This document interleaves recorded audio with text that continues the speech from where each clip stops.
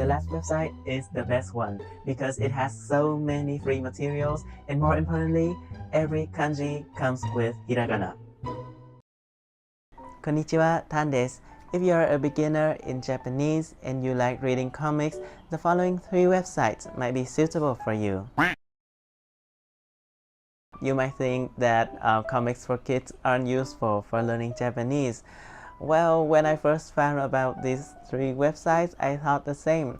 But after reading some comics for 1-year-olds and then some for 6-year-olds, I was really shocked by how many words that I had never seen before. If you have watched my previous videos, you may know that I got my N1 certificate about 5 years ago. But still, I don't understand a lot of words in these comics for kids. In JLPT, we usually study the most common or big words that Japanese adults use in daily life. But I feel like no matter how much we study, our vocabulary can never match that of a native Japanese speaker because they were raised with so many comic books and mangas and fairy tales like these, and they were also taught a lot of words by their family. They also have many unofficial words that all Japanese people understand but rarely use when they grow up and become a shakaijin.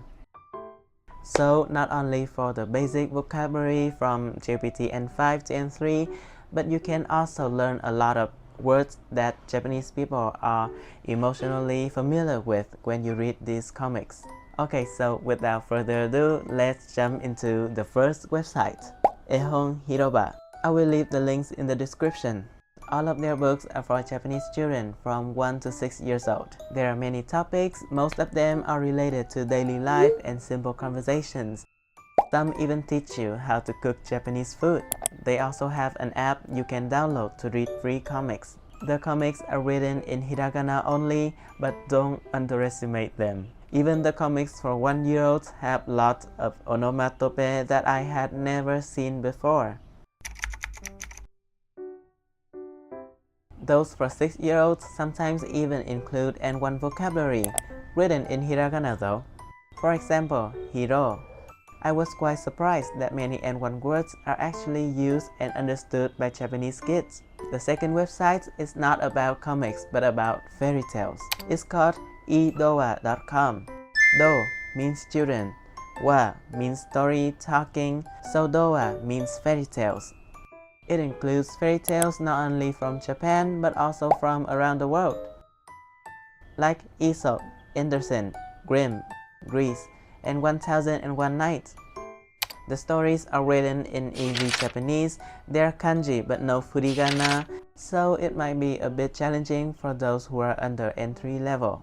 The last website is the best one because it has so many free materials, and more importantly, every kanji comes with hiragana.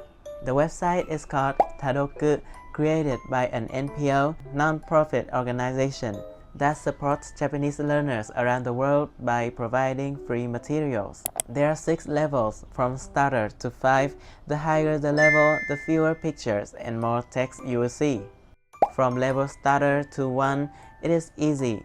There are lots of pictures and it's suitable for N5 level. From level 2 to 4, it's harder. Around N4 and N3, there are many more words. And the most difficult one, level 5, there are very few pictures, mostly text, and more suitable for N2 learners. Okay, so that's the end of this video. Thank you very much for watching.